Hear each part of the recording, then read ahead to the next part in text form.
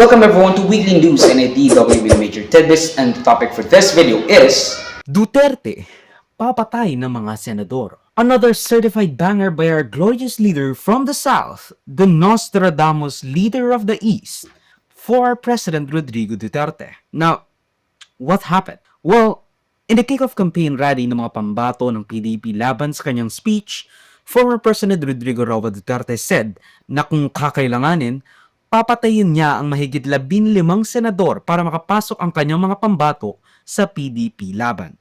Ngayon, marami kasi sila, ano dapat ang gawin natin?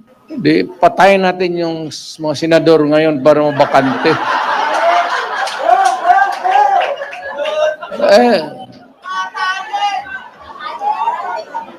Kung makapatay tayo ng mga 15 na senador, pasok na tayo lahat. Sa totoo lang, alam naman nating lahat na pabiro ang sinabi ni Duterte. We all know na first person to the apple became with three switches. She crushed out like fuck rappers, the Marxists and Walters. She had the two teeth in her. She's screaming out to burn bridges. It's really like that. Your first jokes are a life hack. Never did that. I'll leave like Jack Nibble. So, hindi ko lang bakit ko sinabi yan. Just stop.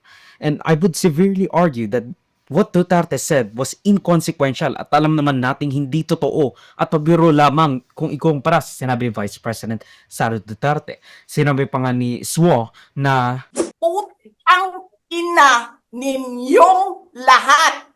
Martin Romualdez, Lisa Marcos, Bongbong Marcos. Huwag kang mag-alala, ma'am, sa security ko. Kasi may kinausap na ako na tao. Sinabi ko sa kanya, kapag pinatay ako, patayin mo si BBM, si Lisa Araneta, at si Martin Romualdez. No joke. No joke. Nagbilin na ako, ma'am.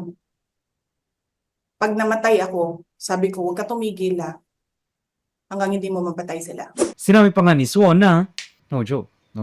After niya sabing she has hired a hitman para i-assassinate sina PBBM, Liza Marcos at Martin Romualdez. Pero at least alam na natin kung saan nakuha ni VP Duterte ang kanyang mga maanghang na pananalita.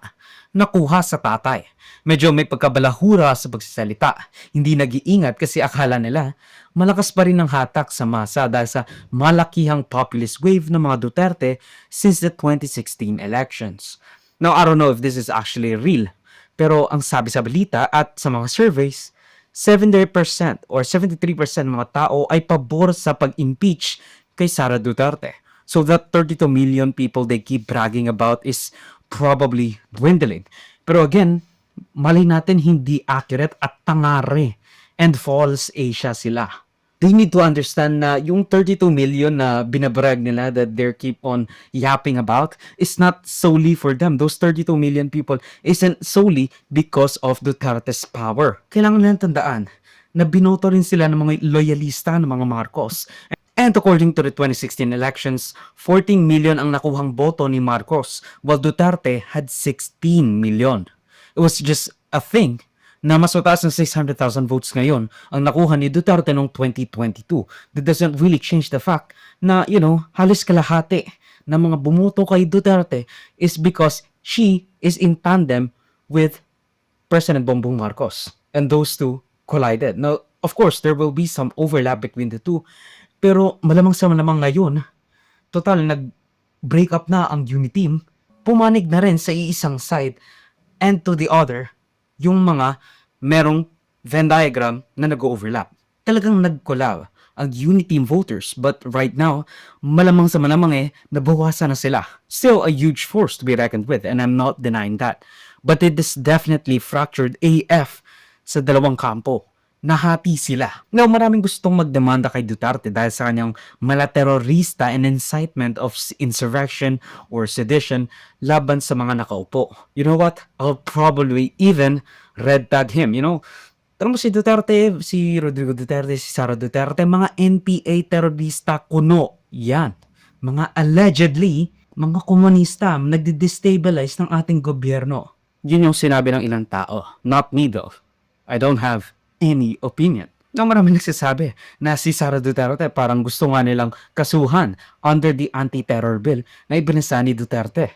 Na ngayon naman, si Duterte, the father, yung nag-pass ng law na anti-terror bill despite opposition from leftists and marginalized groups tsaka sa mga leader ng mga sektor, ay kakasuhan din, malamang, ng anti-terror bill. But of course, we all know that this won't fly.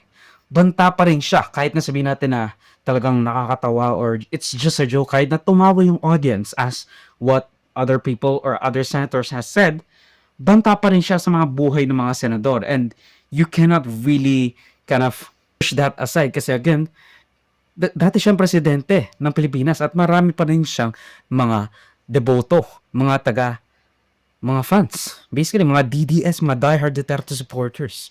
So it is really hard for the NBI and other people to just ignore that. Kahit na sabihin natin na joke lang yun. And I agree, it's just a fucking joke. Kahit na gaano ka-obvious na nagbibiro. Kasi akala nila walang accountability sa mga pinagsasabi nila. Same with Sara without an H. Kung ano-ano na lang ang sinasabi. Sana ang kahilingan ko, tumulong na lang tayo mag-de-escalate, sa halit na mag-escalate. Kasi Comment on the recent remarks of the Secretary about killing senators, bombing the Senate. Ay, ako, I would rather focus on the issues that are closest to the hearts of our people. Dahil yun naman ang hinahanap ng taong bayan. Yung solusyon sa problema ng mataas na pilihin, solusyon sa sapat na hahod at yung hanap buhay at trabaho magkaroon. Yun dapat ang pinupuntirya natin. Yung iba, palagay ko, siyempre, para lumabas sa dyaryo, pero let's focus on ano ang daing ng taong bayan at ano ang mga solusyon na pwede nating ipaabot sa kanila para sila'y mamili ng karapat-dapat. Pini Duterte na pumatay daw ng 15 senador para magbigay daan sa mga kandidato niya. Ang talagang dapat patayin o bombahin o ibaba ay ang mga presyo ng bilihin, no? Walang ibang dapat pinaka-targetin sa eleksyong ito. Kaya ganyang kaimportante ibalik si Senador Kiko Pangilinan at Senador Bam Aquino sa Senado para doon pa lang sa totoong isyong iyan na totoong unity sa ating mga kababayan. I'm treating it as a joke. Okay, kakilala ko naman, magkaibigan naman kami ni President Digong. Pero sa akin kasi, parang piece of advice sa ating mga politicians. Pagka pinag-uusapan mga issues, it's better we stick to the issues. Once you start attacking personal attacks on anyone, you have lost the debate. Sa akin, joke eh. Parang joke yung kanya. Siguro it should be taken in a context of his previous expressions. Di ba palabiro? Pero depende sa investigasyon ng CIDG. Now, sinagot naman ni PBBM ang remark ni FPRRD sa kanyang campaign rally sa baluarte ng mga Duterte, ang Davao. Pinasalingan niya ang desperasyon umano ni Duterte to cling into however much influence he has left via nostalgia bombing by saying outrageous things. Katulad na sinabi ni Duterte nung minura niya si Obama, si Pope Francis and all that stuff. Tinitiyak ko na kumpleto at wala pang napasabugan ng Granada. Wala po kayo maririnig ng mga ganyan. Yan na po ang kaibahan ng alyansa. Wala po kayong maririnig na masasamang salita. Wala po kayong maririnig na panakot. Wala po kayong maririnig ng pagmumura. Kailangan po natin ay solusyon. Hindi po ang mga maiinit at maanghang na salita na wala namang kinalaman at wala namang kabuluhan. Sa laban kontra naman sa krimen at droga. Ang totoo lang, kahit 15 ang mapatay sa mga tumakbo sa pagkasenador, 7 lang ang makakapasok sa kanya. Barely enough kung gusto niya talagang mapatigil ang pagpapaalis kay Sara. Sila ay sina Bato del Rosa, Bongo, Philip Salvador, Rodante Marcoleta, Jimmy Bondo at inampon nila na si dating Executive Secretary Vic Rodriguez. Kahit na 15 mapatay nila, hindi pasok ang lahat ng PDP laban. No, granted, nag-drop out na sa karera sina Doc Willie Ong at Chavit Singson. Pero you see how only at most 2 will win a Senate seat. Yun lang yung well within the Magic 12. At iyon ay sina Senator Bato at Senator Bongo. However, hindi ibig sabihin na final na ito. Malaki pa rin ang impluensya ng mga Duterte at kung dire-diretso ang kanilang pagboto, maybe it will be a closer battle than anticipated. Kasi again, matagal ko na sinasabi na malamang sa malamang, panalo yung most, if not all, ng nasa Magic 12 ng alyansa para sa bagong Pilipinas ni Marcos under the administration's Senate slate. Because, talagang popular at talagang kilala na yung mga tao na nasa Magic 12 na yun. Nasa 12 tao at senador or senatorial aspirants under the Duterte's under the administration's Senate slate. Alam ko na yun. Pero, it will be still really close. Lalo na kung dire-diretso ang pagboto ng mga tao sa PDP laban. Sinumpahan siya ni PNP CIDG Nicolas Torre ng kaso saying na kahit joke niya sinabi ito, he still used to be a popular president. At even if the senators na at ngayon naman and even if sabihin natin credible ang mga sinasabi ni Duterte, the senators that was being threatened, yung mga tumatakbo at yung mga nasa posisyon, have already been kind of writing it off as just a joke because it is just a joke. At you don't have to file a case against Duterte kasi malusama namang matatalo siya doon. And if matalo siya doon, and if manalo siya doon sa kaso na yon because of his overall track record and his way of speaking, kumbaga alam ng tao na he is simply just joking and not inciting violence.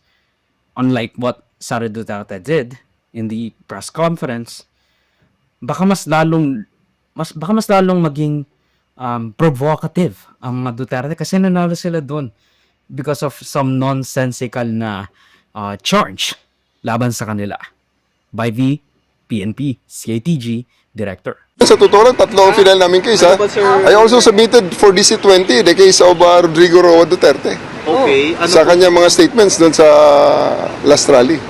So we already submitted it for unlawful utterances at saka inciting to sedition. So nandun na rin sa docket ngayon at 4-case build-up na rin yung reklamo natin kay former President Duterte. This won't fly, but whatever. Yung kay Sara, pwede pa. Ang video clip na ito ay galing sa aking series na News Worthy Recap. Check the entire video for the complete weekly news recap and subscribe to the channel to be kept up to date sa mga local at global news na I'll make sure would be interesting to you particularly. Di ko alam yung name mo pero you should subscribe. You Muhammad Smith? I don't fucking know. John Smith? Salamat sa manunod mga kabayan. For me, like, subscribe, follow my links in socials and avoid shows that would be linked down below. Sa susunod muli, of course, paalam.